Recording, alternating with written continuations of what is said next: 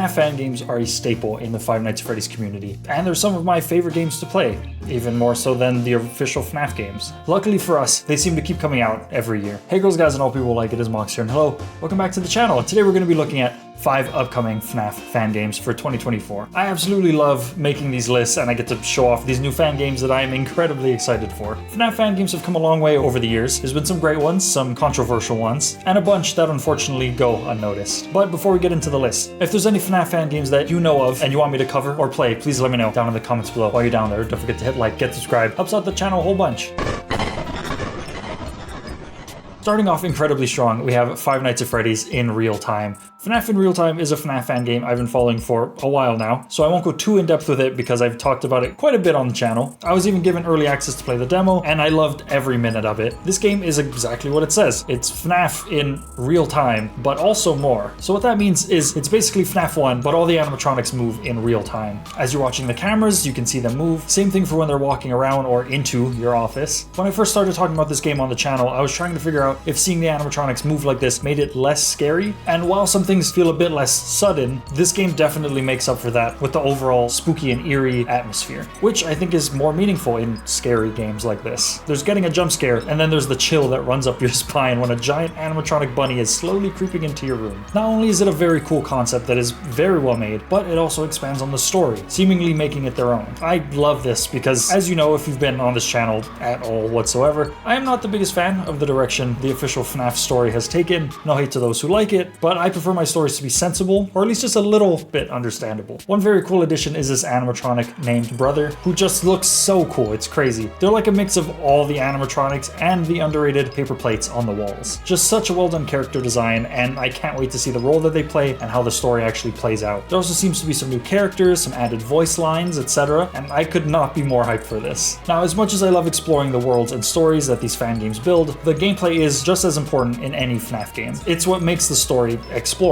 And in this case, it's basically FNAF 1 gameplay, which is already a great base, but you can actually see the animatronics move, and that alone already makes this a crazy cool change and a reason for me to actually learn the FNAF 1 mechanics instead of just fumbling through every night. However, I feel like just saying they move in real time is a bit of an understatement. This game adds so much, like the amazing kind of VHS style cutscenes, brand new mini games, challenge game modes, interactive cutscenes, there's unlockables, it's insane. This is definitely not a simple fan game or a reskin with new visuals. They did an amazing job from the environments to the just everything. And one of my favorite parts, this game comes out incredibly soon, actually releasing in June after a short delay in April. I said I wouldn't go too in depth, but scriptwriting me just couldn't help it.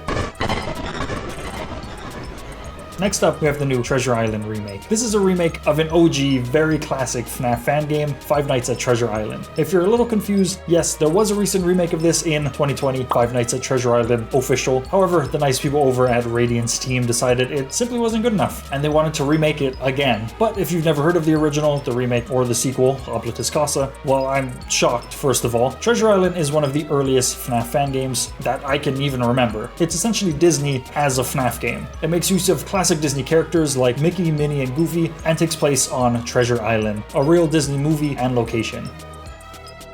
I won't get into the Disney history, but the idea of making something as happy as Disney and making it scary is just such a cool concept to me, and making Disney as a company kind of scary and ominous isn't new in media, but it is so cool to play it out like this in a FNAF game. So remaking a remake can be a controversial choice for a creator of any kind of content, but in this case, they're wanting to remake this because the 2021 version they feel didn't age well, and they wanted to better fit the story they made with the sequel Oblatus Casa. I've actually played both of those for the channel. You can find links to them down in the description below, and in a card somewhere, wherever the cards are nowadays. Despite absolutely loving this series and the aesthetic, I've always had a hard time really following the story and figuring out what was going on. So I asked you kind viewers, and I got a very confusing answer, but I took to Google to research. After a surprisingly short story summary, I learned that it takes place in 2003 and follows an intern that got sent to Discovery Island after a team of researchers set out to investigate rumors circulating the location. If that doesn't sound cool, I don't know. I think that sounds awesome. As for the gameplay, your main night 1 through 5 is similar to your average FNAF game. You spend the night in your office defending from some of the most disturbing animatronics I've ever seen. The animatronics aren't my typical favorites, but they have a lot of charm to them, and I think they're more like haunting and ghostly. I'd almost go as far as to say slightly more grotesque, just because they tend to look sort of melted. The mechanics are well made and super fun to play through, and I expect there will be slight changes made for this remake, because one of the biggest parts of the game, Pirate Caverns, looks very different and very good.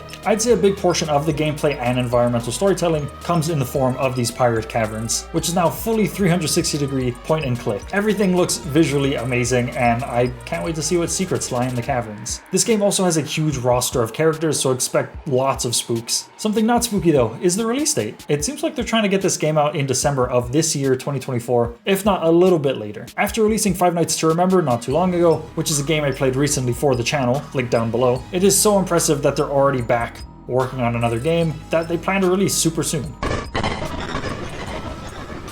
Next up we have Grizzlies 2024. This one's a little unique to the list, as it's both a remake game and one that I haven't really heard of. I really don't know too much about this game, but I'll be following its development going forward, so get subscribed to see if anything crazy or significant happens, because I'll try my best to cover it. Now, admittedly, the animatronics are a little too, scary for the sake of being scary for my taste, but they look very well made. Okay, I will say again, I don't know very much about this fan game, but I assume the remake will have a similar, if not the same, story as the original, and it takes place in the distant future, which does seem to explain the designs of the animatronics. You play as Jonathan, a man with a traumatic childhood and the owner of Grizzly's Diner. After his business fails, he now needs to deal with the animatronics, who seem to have developed an obsession with their creator. As someone who's a huge fan of FNAF because of the lore, and someone who plays a lot of FNAF fan games, I love how original this is. It sounds super unique while still kind of feeling like a FNAF story. The story sounds so good, I might even have to go back and play the original before the remake comes out. If you'd like to see that, please let me know down in the comments below, because I think I'd be interested in giving it a try. As for the gameplay, we can't see much for the upcoming remake, but I assume it'll be an updated version of the original gameplay, similar to the Treasure Island remake. When looking at the original gameplay, it seems a little more basic visually, but the mechanics sound fun to play through, featuring 2 doors, power to maintain, audio cues, and reaction tests.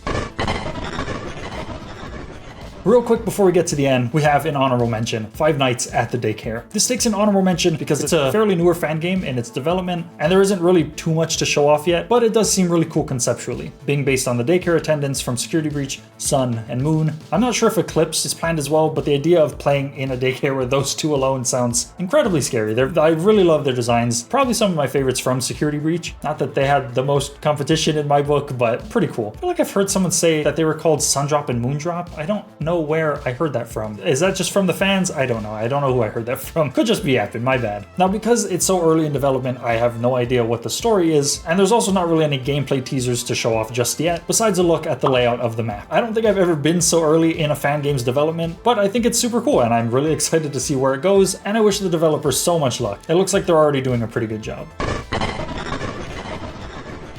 Jumping back to the main list, we have the Fazbear Facility. This is one of those fan games that you just know is going to be good. It needs to be good, or the disappointment you'd feel would be just absolutely crushing. It looks stunning. The screenshots, teasers, and trailers are so well made. This really seems like one of those fan games that rivals the official games in just so many ways. I love the news reports talking about the incident, just building up and bringing it all back to the first big event in the timeline. It all centers around an old Fazbear facility where the animatronics get sent after 5 children go missing in Freddy Fazbear's Pizza. You'll be playing as Jackson Thompson, one of the fathers of the missing children, who's willing to do anything to get answers. Now that all the restaurants have been shut down, there's only one place left to go, the old facility where everything got sent. I absolutely love this already. I always wondered about the perspective of the parents and the authorities, and that's actually one of the reasons the FNAF 2 song from The Living Tombstone is one of my favorite FNAF songs. Sorry, but anyway, Jackson applies for the night security guard and investigates for himself. This completely avoids the confusion of why our main character would actually stay all 5 nights in this place, which I do and also don't like. For the main FNAF games, I loved all the theories, all the way up until people started saying we don't actually play as Michael Afton, and Michael Afton isn't Mike Schmidt, and blah blah blah. What happened to my simple explanation? It wasn't actually simple at all, but at least it made sense. And that's something that I love for this. It makes sense. And it also feels incredibly meaningful, as it's a father looking for answers about their missing child. If this is meant to take place in the main FNAF timeline, well, I'm very sorry for the way that he will or won't find his son, because that is not a pleasant outcome. Unfortunately, I don't think we get to see any gameplay mechanics in action yet, but they do show off the office and it looks so good. It looks amazing. All we can really tell from the gameplay footage is that we can open the camera as usual. We can turn a full 180 degrees in our office, very cool. And we can point our flashlight to see in dark spaces. I'm assuming this means that we'll have mechanics similar to FNAF 2 and many other fan games where we need to point our lights at an animatronic to stun them or reset them to a position on the map. There is also an entire other room we can enter. I have no idea what's in this room or what we'll be doing, but it has a cutout of the puppet, so maybe it's related to that somehow. And it kind of reminds me of another fan game called Juniors. That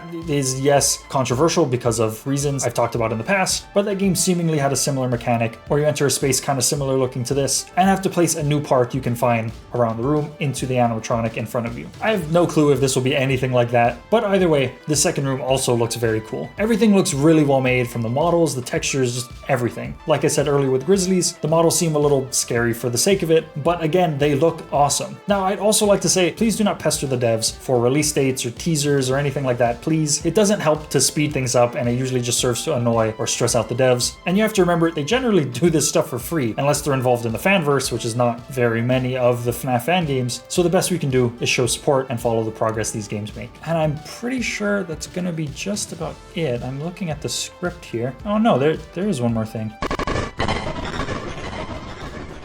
I don't understand. Why would you add another fan game on the list with like 0 notes and the title is redacted? Yo, what are you talking about? I did not type that.